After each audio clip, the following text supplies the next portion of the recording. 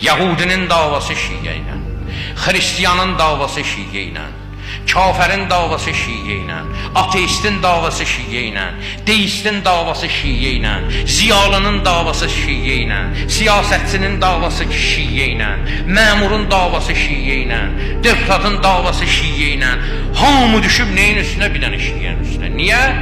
Vilayət məsələsinə görə, imamət məsələsinə görə. Hər şeyi bu kontekstdə araşdırın. Bu günümüzə də çox faydalı olacaq. Çox faydalı.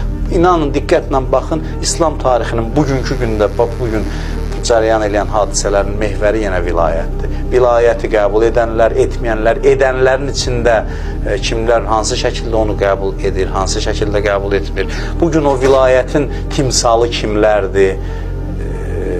Keçmişdə yaşayan imamlara itaət eləmək asandır. Bugün vilayəti harda imtihan edək ki, kimə tabi olanda görünür ki, biz vilayətə bağlıyıq, kimə dəyər verəndə.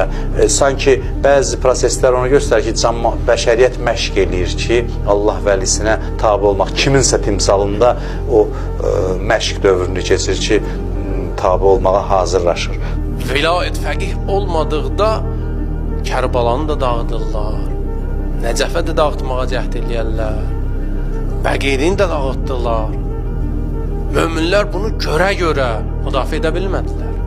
Bugün onların arxasında duran, yəni Vəhhabilərin, o Səud rejiminin, bu cinayətkarların arxasında duran qüvvələr keçmiş qüvvələrindən inanın qat-qat güclüdülər.